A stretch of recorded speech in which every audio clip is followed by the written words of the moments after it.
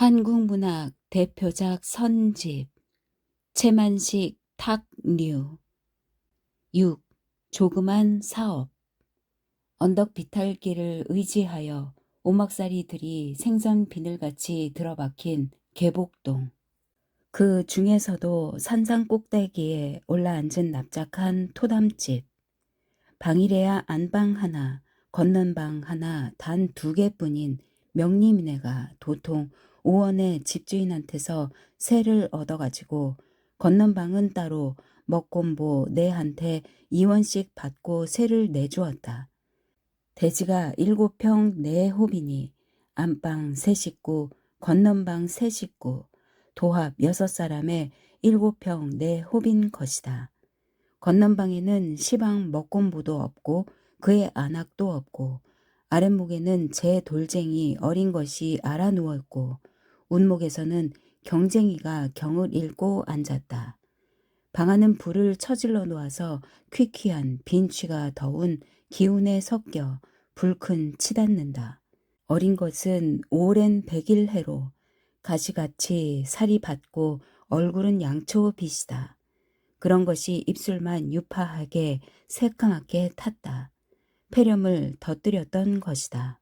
눈 딱 감은 얼굴이며 꼼짝도 않는 사죽에는 벌써 사색이 내려 덮었다. 목숨은 발딱발딱 가쁜 숨을 쉬는 때마다 가쁜 숨통에만 겨우 걸려있다. 몇 분도 아니오 초를 가지고 기다릴 생명이다. 경쟁이는 갓을 쓰고 두루마기를 입고 운목으로 벽을 향하여 경상 앞에 초연히 발을 개키고 앉아 경만 읽는다. 경상으로 모서리 빠진 소반 위에는 밥이 한 그릇에 콩나물 한 접시, 밤 대추 곶감을 얼러서 한 접시, 북어가 3마리, 이렇게가 음식이요 돈이 1원짜리 지전으로 2장, 쌀이 2대는 실이 되겠고 소지감으로 접은 백지가 석장, 1전짜리 양초에 불을 켜서 꽂아 놓은 사기 접시, 그리고 소반 옆으로는 얼멍얼멍한 집신이 3켤레, 대범이와 같이 차려놓았다. 병자한테 붙어 있는 귀신더러 이 음식을 먹고 이 집신을 신고 이 돈으로 노수를 해 딴 데로 떠나라는 것이다. 이렇게 차려놓은 경상 앞에 가서 경쟁이는 잠옷 엄숙하게 북을 차고 앉아 경을 읽는데 북을 얕게 동당동당 울리면서 청도 북대로 고저와 박자를 맞추어 나직하고 느릿느릿 해동조 선전라북도 군산부 산상 정권시대 무엇이 어쩌고 한바탕 쭉 외다가는 목소리를 일단 위험있게 오방신장 척 불러놓고서 이어 북도 빨리 청도 빨리 몰아들입다 귀신을 불러대는데 아마 세상 귀신이란 있는 대로 죄다 나오는 모양이다. 게다가 계급도 가지각색이요 계명을 톡톡히 한 경쟁이던지 심지어 한강철교 연애하다가 빠져 죽은 귀신까지 불러댄다. 대체 이렇게 숱해 많은 귀신들이 한 부대는 넉넉한가 본데 겨우 그 앞에 차려놓은 것만 가지고 나누어 먹자면 대가리가 터지게 싸움이 날 텐데 본시 귀신이란 형체가 보이지 않는 것이라 그런지 저희끼리 오쟁이를 뜯는 꼴은 볼 수 없다. 아무튼 그렇게 귀신 대중을 불러놓더니 그 다음에는 갑자기 북소리와 목청을 맹렬하게 높여 그러느라고 발 개킨 엉덩이를 들썩들썩 팔을 번쩍번쩍 쳐들면서 크게 꾸짖어 가로되 너 이 귀신들 빨리 운감을 하고 당장에 물러가야 망정이지. 그렇지 않을 양이면 신장을 시켜 모조리 잡아다가 천리말리 쫓아 보내되 평생을 국내 장례도 못 맞게 하리라이 하고 냅다 풍우를 몰아치듯 추상 같은 호령을 하는 것이다. 이렇게 한 대문을 걸찌익하게 읽고 나서 다시 처음부터 시작을 하고 그러나 마침 먹곤본의 안악이 숨이 턱 밑까지 차서 헐헐 판자 문 안으로 들어선다. 그의 등 뒤에는 승재가 낡은 왕진 가방을 안고 따라 들어오고 또 그 뒤에는 명림이가 따라 섰다. 주인과 승재가 방으로 들어서도 경쟁이는 모른 채 그냥 앉아 경만 읽는다. 아가야, 업동아. 먹곤보네 안악은 방으로 들어오기가 무섭게 어린 것의 얼굴 위에 엎드려 끌어안을 듯이 들여다본다. 어린 것 한테서는 싸늘하니 아무런 반응도 없다. 눈을 떠 본다든지 입술을 달짝 거린다든지 하다못해 손끝을 바르르 떤다든지 승재는 대번 보고서 짐작했지만 아무려니 이왕 온 길이니 청진기를 꺼내서 귀에 걸고 다가앉는데 먹곤보네는 그제서야 눈을 흡뜨고 아이고 머니 이것이 죽었나배 하면서 당황히 서둔다. 승재는 어린 것의 앙상한 가슴을 헤치고 청진기로 들어보는 것이나 가느다랗게 담 끓는 소리만 들리는 둥 마는 둥 맥은 아주 그치고 말았다. 승재는 청진기를 떼고 물러 앉으면서 이마를 찡그린다. 아직 살았나 봐요. 전 먹어라. 아이고 이걸 어떡해요. 어서 손 좀 대주세요. 소용없어요. 벌써 숨이 젖는걸. 승재는 죽은 자식을 놓고 상성할 듯 애달파하는 정상이 불쌍한 깐으로는 소용이야 물론 없을 것이지만 당장이나마 원이라도 없으라고 강심제에 한 대쯤 주사를 놓아주고 싶지 않은 것도 아니었으나 그러나 우선 인정에 못 이겨 그 짓을 했다가는 뒤에 말썽이 시끄러울 것이니 차라리 눈을 지그려 감고 모른 체하느니만 갖지 못하다고 생각했다. 처음 한동안 승재는 부르는 대로 불려가서 아무리 목숨이 경각에 달린 병자라도 가족들이 붙잡고 매달리면 효과야 있건 없건 구급 주사를 꾹꾹 놓아주곤 했었다. 그러나 대개가 시기를 놓친 병자들이라 살아나지를 못하고 주사 기운이 없어지면 그만이곤 하는데 그럴라 치면 대개 주사가 생사람을 잡았다고 승재를 청원하고 심한 사람들은 승재계로 쫓아와서 불이 되기까지 한다.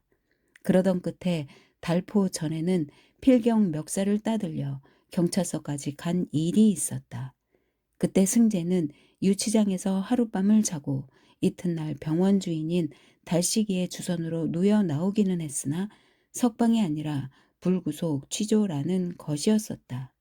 그 뒤 일은 아주 무사했으나 그 일을 겪고 나서부터 승재는 이제 의사 면허를 얻기까지는 되도록 절망 상태인 듯 싶은 병자한테는 가기를 피하고 혹시 마지못해 불려가기는 한다더라도 애여 함부로 손은 대지 않기로 작정을 했었다. 그러던 터인데 오늘도 병원에서 7시나 되어 돌아오니까 명림이가 먹곤보네 안악과 같이 와서 기다리고 있었다. 명림이는 집을 가리켜 주느라고 같이 왔던 것이다. 승재는 먹곤보네 안악한테 아이가 100일의 끝에 한 4날 전부터 딴 증세가 생겨가지고 몹시 보채더니 이제는 마디 숨을 쉬고 담이 끊는다는 말을 듣고 벌써 일이 그른 줄 짐작했었다. 그래서 따라오지 않을 것이지만 울상으로 사정사정 하는 바람에 무엇라고 꾀를 쓰지 못하고 와 보기는 와 보았던 것이다.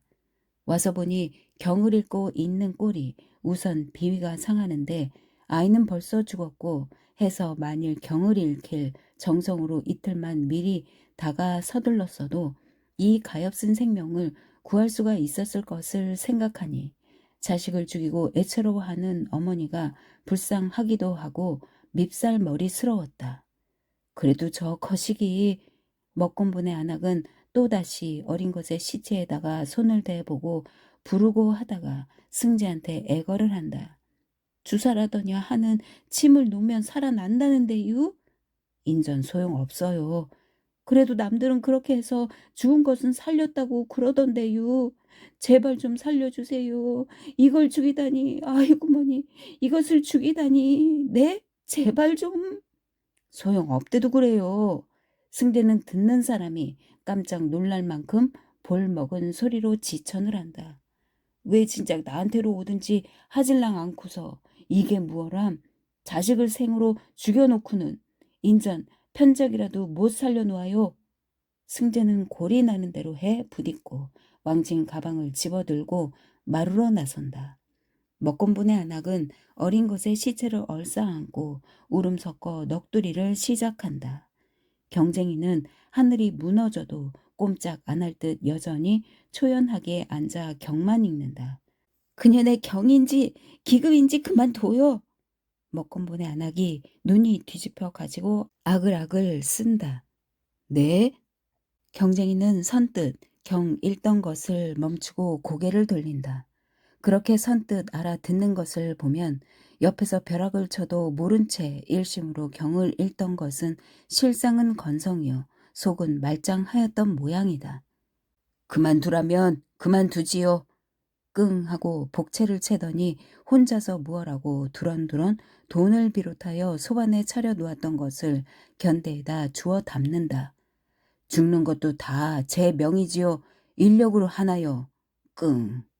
오라지는 것 어떻고 왜 제 명대로 죽을 것을 경을 읽으면 꼭 낫는다고는 했어. 먹건분의 안하게 악쓰는 소리를 등 뒤로 들으면서 승재는 침울하게 그 집 문간을 나섰다. 승재는 효험이야 있거나 말거나 간에 또 뒷일이야 아무렇든 간에 자식을 잃고 애통하는 어머니를 위로하는 뜻으로 소원하는 주사라도 한 대나마 놓아주는 신용을 하지는 않고서 되레 타박을 한 것이 후회가 났다. 이 사람들도 자식을 위해 애쓰는 정성은 매일반이다. 결과야 물론 자식을 죽이고 살리고 하는 것을 좌우하게 되지만은 그야 무지한 탓이지 범연해서 그런 것은 아니다. 그러고 보니 가난과 한 가지로 무지도 그 사람들을 불행하게 하는 큰 원인이요. 그래서 사람들에게는 양식과 동시에 지식도 적절히 필요하다. 승재는 생각을 하면서 적절히 그것을 여겨 고개를 끄덕거린다. 4살에 고아가 되어 생판 남과도 진배 없는 친척에게 거둠을 받아 자라났으니 역경이라면 크게 역경일 것이다. 그러나 역경은 역경이면서도 승재의 지내오던 자취에는 일변 단순함이 없지 않았었다. 그는 세상이라는 것을 별반 볼 기회가 없었다. 인간 감정의 복잡한 갈등이나 생활과의 심각한 단판 씨름 같은 것을 스스로 경나는 물론 구경할 기회조차 없었다. 그는 다만 병원에 앉아 검은기를 통해서 맥박의 수효나 청진기를 통해서 렌트겐이나 타진을 통해서 주사기를 들고 처방전을 들고 카르텔을 들고 이렇게 다만 병든 인생만을 대해왔었다. 그래서 병이라는 것이 인생의 큰 불행임을 알았다. 단지 그것뿐이었다. 그러므로 그의 인생이라는 것은 서로 아무런 상관이 없이 하나하나 떨어진 그리고 생리적인 인생을 의미한 것이었었다. 그러다가 그가 군산으로 와서 있으면서 비로소 조금 분간 있게 인생을 보게 되었다. 서울의 옛 주인에게 있을 때에는 치료비 없이 왔다가 도로 쫓겨가는 병자들을 그리 보지 못했었다. 그러나 이 군산의 금호 의원으로 와서는 그러한 정상을 가끔 보았다. 승재는 울기까지 한 적이 있었다. 병이 큰 고통인데 그것을 치료하지도 못하는 사람들의 불행. 인간 세상의 한 구석에는 이러한 불행이 있다는 것이 그는 통분했던 것이다. 그러던 끝에 하루는 설하선염으로 턱과 얼굴이 팅팅 부은 소녀 하나가 부친인성 싶은 중년의 노동자와 같이 병원의 수부에 와서 치료비가 얼마나 들겠냐고 물어보더니 10원이 넘겨 먹겠단 소리에 다시 두말도 없이 실심하고 돌아서는 것을 승재는 보았다. 그들이 지금 이 명림이와 그의 부친 양 서방이었었다. 승재는 그들이 다른 돈 없이 온 병자처럼 돈이 없으니 그냥 치료를 해 달라거니 이 다음에 벌어서 갚겠다거나 이렇게 조르는 사정을 하지도 못하고 겨우 얼마나 들겠냐고 물어만 보고서 큰돈 10원이 넘겠다고 하니까 낙심이 되어 추러시 돌아가는 양이 어떻게나 가엾던지 그대로 보고 있을 수가 없었다. 그는 병원 문 밖으로 그들을 따라 나와서 집이 어디냐고 번지와 골목을 잘 알아두었다. 저녁 때 승재는 우선 병원에 있는 기구 중에서 간단한 수술기구와 약품 같은 것을 빌어가지고 명림이 네를 찾아가서 수술을 해 주었다. 그는 마침 병원에서의 거처를 그만두고 방을 얻어 따로 있기 시작한 때였기 때문에 밤 저녁의 행동은 자유로웠다. 그래서 그는 계제 결심을 하고 왕진기구 일습과 약품을 장만해 가지고 본격적으로 야간 개업을 시작했던 것이다. 물론 치료비나 약값은 받지를 않고 가난한 제 낭탁을 기울여 가면서 이 노릇을 승재는 스스로 조그마한 사업으로 여겨 거기서 기쁨과 만족을 느끼되 무심했지 달리 그것을 평가를 하거나 자성함이 없었다. 하다가 오늘 아침 먹곤본에 지배를 불려와 그렇듯 경이나 읽히면서 자식을 갖다가 생으로 죽이고 마는 미련스런 인간들을 보자니 그만 보도록새 짜증이 나서 전에 없이 골딱지를 냈던 것인데 그러나 그것도 무슨 정성이 미급한 탓이 아니오 무지한 소치라면야 그만이겠지만 그러니 그들이 그렇듯 무지한 이상 시료 병원이 거리마다 늘비하다고 하더라도 별수가 없겠거니 싶고 그 무지라는 것을 생각하면 어느 결에 승재 제 자신이 길을 걸어가다가 어떤 거대한 장벽에 가서 딱 닥들인 것 같이 가슴이 답답하고 어찌할 줄을 모를 것 같았다. 그 끝에 가면 시방 제가 여태까지 재미를 붙여 해오던 이 노릇이 그만 신명이 뚝 떨어지고 흥이 하나도 나지를 않는 것이었다. 승재가 다뿍 풀이 죽어서 문간으로 나가는데 명림이는 벌써 문 밖에서 기다리고 있다. 여기 있었니? 승재는 마음이 산란한 중에도 명림이가 귀엽고 반갑던 것이다. 둘러봐도 없길래 어디로 갔나 했지. 어머니랑 아버지랑 다 안 계시더구나. 네. 명림이는 배식이 웃으면서 손을 내민다. 인 주세요. 제가 들어다 드릴게. 명림이는 지금 저한테 끔찍이 고맙고 또 노상 살뜰하게 귀여워 해주는 이 남서방 어른이 저의 집에를 온 것이 언제나 마찬가지로 좋았고 게다가 가방을 들어다 주기는 더욱 좋았던 것이다.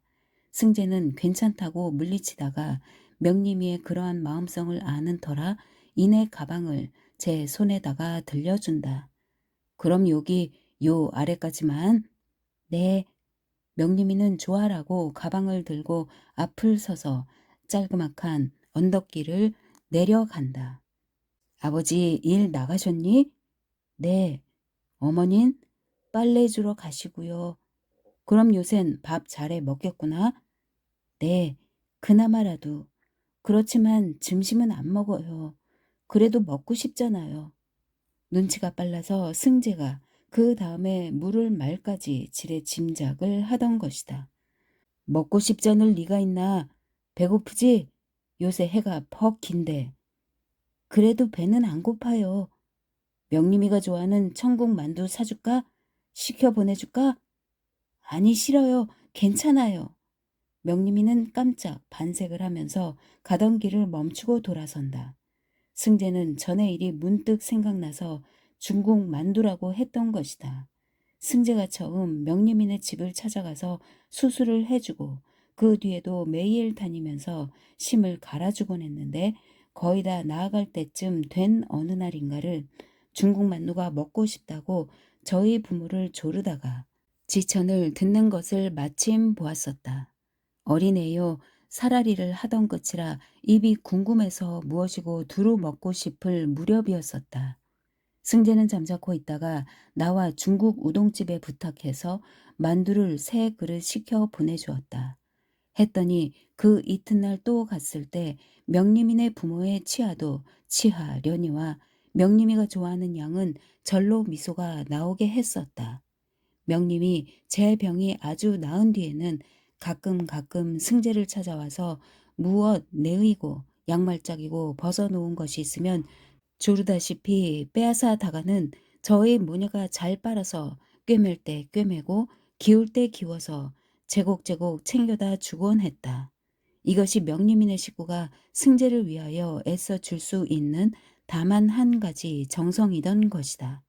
그러한 근경인 줄 아는 승재는 차차 그것을 기쁘게 받고 그 대신 간혹 명림이네 집에 들렀다가 끼니를 끊이지 못하고 있는 눈치가 보이면 다만 양식 한 대, 두 대 값이라도 내놓고 오기를 재미삼아서 했다. 승재가 끊어다 주는 노란 저고리나 새파란 치마도 명림이는 덜어 입었다. 승재는 명림이가 명림이답게 귀여우니까 귀해하기도 하는 것이지만 명림이는 일변 승재의 기쁨이기도 했다. 그것은 승재의 그 조그마한 사업의 맨 처음의 환자가 명림이었던 때문이다. 승재는 병원에서 많은 사람을 치료해 주었고 그 중에는 생사가 아득한 중병 환자를 잘 서둘러 살려내기도 한두 번이 아니었었다. 그러나 그다지 중병도 아니요 수술하기도 순화로운 명림이의 설아선염을 수술해 주던데 그리고 그것이 잘 나았을 때 그때의 기쁨이란 도저히 다른 환자의 치료에서는 맛볼 수 없이 큰 것이었었다. 그렇듯 명림이는 승재의 기쁨이기는 하지만 한편 또 명림이로 해서 슬픔도 없지 않았다.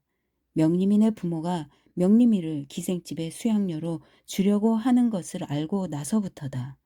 승재는 명림이가 장차 매녀의 몸이 될 일을 생각하면 마치 친누이 동생이 나가 그러한 구렁으로 들어가는 것 같이 슬프고 안타까웠다.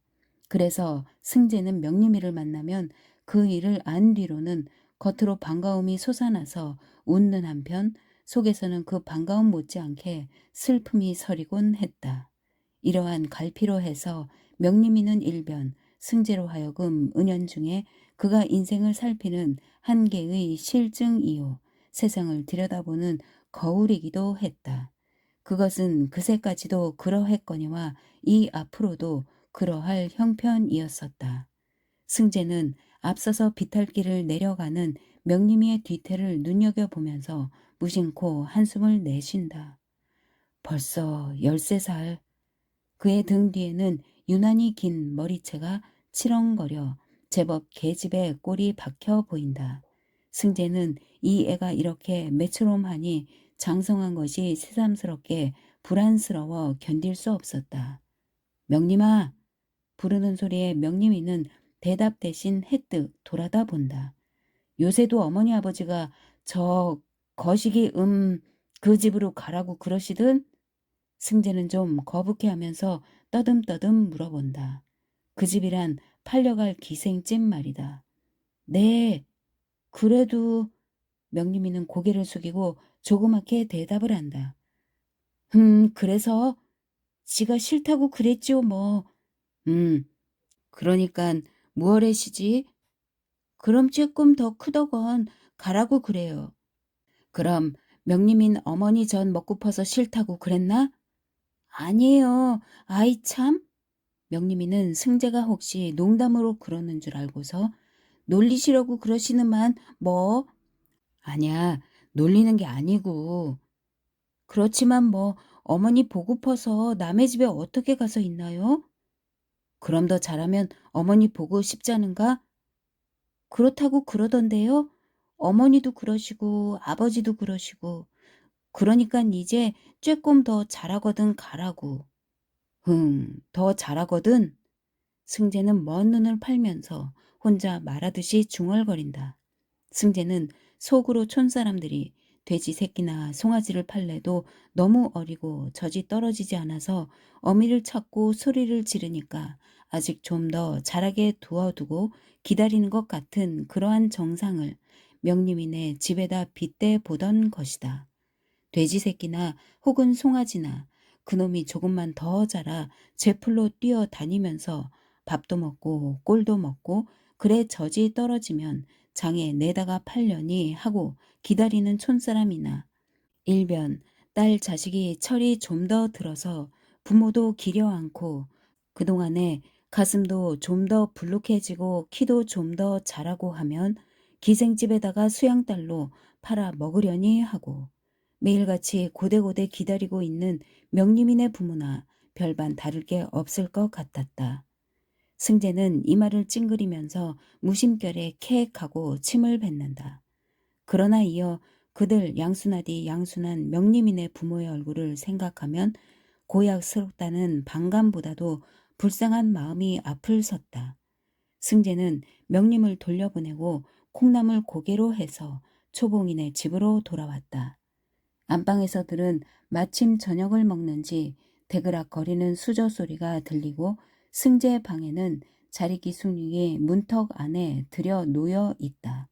이 한 그릇 자리기 숭늉은 개봉이가 하던 말 맞다나 소중한 생명수였다. 승재는 갈증도 나지 않았지만 물그릇을 집어들고 후루룩 들어 마신다. 물은 마셨느니 보다 초봉이로 연하여 가득 넘치는 행복을 들이마시는 것 같았다.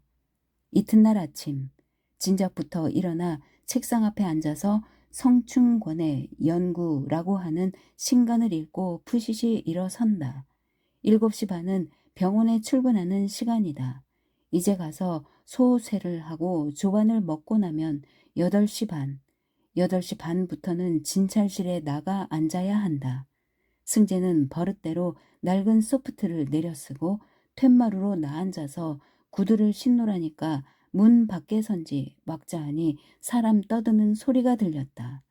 그러거나 말거나 승재는 무심히 구두를 신고 마당 한가운데로 걸어 나가는데 그러자 벼랑간 지쳐둔 일각 문을 와락 열어젖히면서 먹건보가 문간 안으로 쑥 들어서는 것이다. 승재는 대번 이건 또 말썽이 생겼구나 생각하면서 주춤하니 멈춰 선다.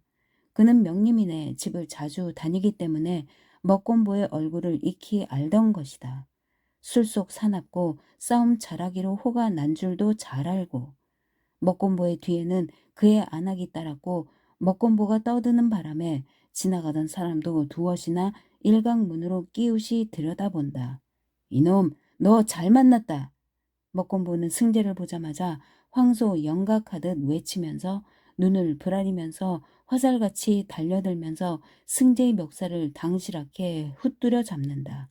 세모지게 부릅뜬 눈하며 본시 검은 데다가 술기와 흥분으로 검붉어 썩은 생선빛으로 질린 곰보 얼굴을 휘젓고 들이미는 양은 우선 흉악이 다시 없었다.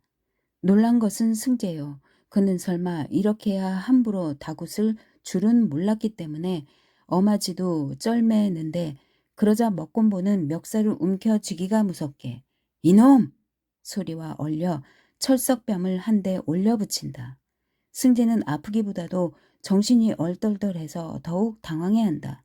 아이고머니 저를 어째?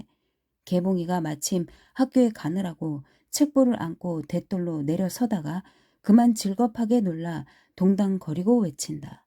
안방에서 식구들이 우하고 몰려나온다. 그래 이놈! 상관않고 땅땅 으르면서 먹곤보는 수제를 하는 것이다. 내 이놈! 침대롱 깨나 가지면 김생원 박생원 한다더라고. 그래 내 의술깨나 한다는 놈이 남의 어린 자식이 방금 죽는다는 것을 보고서도 약 한 봉지를 써주지를 않고 침한테 놓아달라고 애걸복걸을 해도 그냥 말았다니. 그래서 필경 내 자식을 죽여놓아? 이놈! 이를 부드득 갈면서 승재의 맷집 쪽은 따귀를 재차 본세 있게 올려붙인다. 승재는 하도 어이가 없어 말도 못하고 뻔하니 마주 보기만 한다. 먹곤보네 안악이 슬금슬금 들어와서 사내의 팔을 잡고 좋은 말로 하지 왜 이러느냐고 말리는 신용을 한다. 그러기는 해도 승재가 얻어맞는 것이 고소한 눈치다. 뒤늦게 정주사가 신발을 끌고 허둥지둥 뭐한 이거 웬 행패란 말인고 너희 손 이걸 놓지 못할 텐가 내려오면서 호령호령한다. 먹곤보는 힐끔 돌아보더니 꾀재한 정주사의 풍신이 눈에도 차지 않는다는 듯이 아래로 한번 맞슬러 보다가 이건 왜 나서서 이 모양이야? 꼴같 짱캐. 유씨와 초봉이는 벌벌 떨고만 섰고 개봉이는 휘휘 둘러보다가 부엌으로 뛰어들어간다. 이놈! 경찰서로 가자. 너 같은 놈은 단단히 법을 좀 가르쳐야 한다. 먹건보는 으르대면서 멱살을 잡은 채로 낚아친다. 바로 그때다. 퍽소리와 같이 장작개비가 먹건보의 옆구리를 옹골지게 후려 갈긴다. 개봉이의 짓이었다. 개봉이는 이를 악물고 억척으로 이번에는 팔뚝을 후려 갈기려는 참인데 저런 년 보았느냐고 정주사가 나무라면서 떠밀어버린다. 지나가던 사람이 여럿 문간으로 끼웃거리다가 몇은 슬금슬금 마당으로 들어서서 구경을 한다. 정주사는 달려들지는 못하고 돌아가면서 연신 호통만 하고 있고 개봉이는 분에 못 이겨 새액새액 어쩔 줄을 몰라 한다. 참내. 승재는 뒤를 돌아보면서 누구한테라 없이 바보처럼 한번 웃더니 그러다가 어찌 무슨 생각으로 먹건보가 멱살을 잡고 버팅긴 팔목을 슬며시 후뜨려 쥐고 불끈 잡아비튼다. 먹건보는 하잘것없이 주먹을 편다. 다 같은 장정이라도 승재가 원력이 솟고 한데다가 먹건보는 술이 취해 나서 그다지 용을 쓰지 못하던 것이다. 승재는 부채살같이 손가락을 쫙 편 먹건보의 비틀린 팔목과 얼굴을 한참이나 번갈아 들여보다가 그의 아나간테로 밀어젖힌다. 데리고 가요. 내가 죽였소? 당신네가 죽였지. 먹건보는 나동그라 질 뻔하다가 겨우 버팅기고 선다. 오냐 이놈 보자. 적반하장도 유분수지. 이놈 내가 되레 사람을 치고. 먹건보가 끄느니 외장을 치면서 비틀거리고 도로 덤벼드는 것을 그의 안악이 뒤에서 허리를 끌어안고 늘어진다. 그러자 마침 양서방이 명림이를 뒤세우고 헐러덕 벌러덕 달려든다. 이 사람이 환장을 했나? 이건 어디라고? 양서방은 들어단자 지천을 하면서 먹건보를 사정없이 떠밀어 박지른다. 성님! 성님이고 지랄이고 저리 물러나. 당장! 괜시리. 양서방은 먹건보를 한번 떠밀어 내던지고 승재 앞으로 가까이 와서 술 먹은 계란이 저 녀석이 시방 자식을 죽이고 환장을 해서 그러는 거니 참고 탄하지 말라고 제1같이 사정을 한다. 승재가 멱살잡이에 따기까지 2대 얻어맞은 줄은 모르고서 하는 소리다. 승재는 별말 안 하고 어서 데리고 가라고 흔연히 대답을 한다. 먹건보는 더 덤비려고는 안 하고 몸을 휘청거리면서 승재더러 욕만 걸판지게 이놈아 내가 명색 의술을 한다는 놈이 그래 이놈. 내 자식이 죽는 것을 보고도 모르는 채 해야 오라? 그러고서 왜 진짜 배 자났느냐고? 내 옆엔 내게 호령을 해. 이놈 당장 목을 썰어 죽일 놈. 이놈! 이놈! 내 자식 내놔라 이놈! 업동 아버진 괜히 생떼를 써요. 명림이가 진작부터 나설 듯 하다가 그제서야 얼굴이 새빨개 가지고 여러 사람더러 들으라는 듯이 먹건보를 몰아세운다. 다 죽어서 아주 숨도 안 쉬고 그랬어요. 그런 걸 주사를 놓는다고 죽은 아기가 살아나나요? 괜히 죽은 송장한테 주사를 놨다가 정말 죽였다고 애먼 소리를 듣게요? 생으로 어거지를 쓰면 본 사람도 없나 뭐. 정주사는 대개 그러한 곡절이려니 짐작도 했지만 명림이가 앙알앙알 거리는 말을 듣고 나서는 쾌히 속은 알았다. 속을 알고 보니 먹건보가 더욱이 괘씸했다. 그러나 그보다 더 괘씸하기는 아까 자기를 보고 근육질을 하던 것이다. 과연 생각한즉 분하기도 하고 계제에 먹건보가 이제는 한풀 죽었는지라 기운이 불끈 솟았다. 거 고얀 손이로군. 정주사는 노랑 수염을 거스려 가면서 눈을 깜짝깜짝 음성은 위험을 갖추어 준저리 꾸짖기 시작했다. 그게 그 사람이 돈을 받고 하는 노릇도 아니요. 다 동정심으로 그러는 것인데 그러니 가서 보아준 것만으로라도 감사할 것이지. 그래 오죽 잘 알아보고서 손도 대지 않았으리라고. 내끼 고얀 손 같으니라고 아무리 무지막지한 모산 지배기 루소니 어디 그럴 법이 있나. 호령이 어머만 푼수로는 당장 무슨 거조가 날 것 같으나 오직 발을 굴을 따름이다. 승재와 양서방은 한편으로 비켜서서 승재는 어제 겪은 일을 양서방은 먹건보가 아이를 낳아서 잃고 낳아서는 잃고 하다가 40이 넘어 마지막같이 또 하나를 낳아가지고 금이야 오기야 하던 터인데 그렇게 죽이고 보니 눈이 뒤집히는데 간밤에 그의 안악이 말을 잘 못 쏘사겨서 그래 더구나 환장지경이 된 것이라고 서로 이야기를 하고 있다. 먹곤보는 이제는 기운을 차리지도 못하고 땅바닥에 퍼근히 주저앉아서 무엇라고 개걸거리기만 한다. 정주사는 승재가 그동안 역시 이러한 일로 여러 번 봉변을 당했고 급기야 한 번은 경찰서에 붙잡혀 가기까지 했었으나 다 옳은 일을 한 노릇이기 때문에 무사히 놓여 나왔다고 구경꾼더러 들으라는 듯이 일장 설명을 한다. 그러고는 다시 한바탕 먹곤보를 꾸짖어 가로되 너 이 손, 그 사람이 마음이 끔찍히 양순했기 망정이지. 만일 조금만 무엇한 사람이면 자네가 당장 죽을 거조를 당했을 거야. 내라도 한 나이나 덜 먹었으면 자네를 잡아 엎어놓고 물불기를 30도는 치고라야 말았지. 다시는 그런 버릇을 못하게. 어디 그럴 법이 있나. 고얀 손이지. 이 손, 그래도 냉큼 물러가지를 못해? 마지막 정주사는 푸달진 노랑 수염을 잔뜩 거스리면서 소리를 꽥 지른다.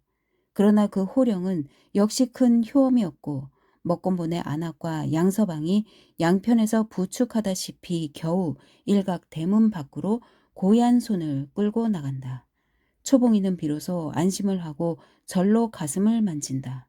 개봉이는 부친의 말 맞다나 그 고얀 손을 잡아놓고 물 볼기를 때리든지 하는 게 아니라 그대로 좋게 돌려보낸다고 그만 암상이 나서 저 녀석을 그저 사뭇 안달을 하더니 휘휘 둘러보다가 장작개비를 도로 둘러매고 나선다. 인연! 정주사는 장작개비를 빼서 부엌으로 들이뜨리면서 계집애 년이 배운 데 없이 거 무슨 상스러운 짓인고. 그래도 그 녀석이 우리 남서방을 마구. 개봉이는 분을 못 참아 쫑알거리면서 발을 동동 구르다가 금시로 굴다란 눈물이 방울방울 떨어진다. 그러자 마침내 승재가 땅바닥에 떨어진 모자를 집어 털고 섰는 것을 벼랑간 우르르 그 앞으로 쫓아가더니 두 주먹을 발끈 쥐고 승재의 가슴패기를 마치 다듬이질을 하듯이 동당 두들기면서 지천의 새 살에 바보, 남서방 바보야. 그깟 녀석한테 따기를 2대씩이나 얻어맞고서도 왜 잠자코 있어? 왜 그래? 왜 그래? 잉, 난 몰라. 남서방 미워. 그래도 시원찮은지 물러서서 쌀쌀 몸부림을 친다. 정주사와 유씨는 서로 치여다보고 피식 웃어버린다. 초봉이는 가슴속이 뿌듯하고 하다못해 눈물이 솟아 고개를 숙인다. 승재도 감격했다. 그는 개봉에 하는 양이 꼭 친 누이 동생의 응석같이 재롱스러워 등이라도 다독다독 해주고 싶었다. 괜찮아요. 좀 맞으면 어떤가. 나 아프잖아. 어여 학교 가요. 응? 누가 아파서 말인가 뭐? 개봉이는 주먹으로 눈물을 씻으면서 타박을 준다.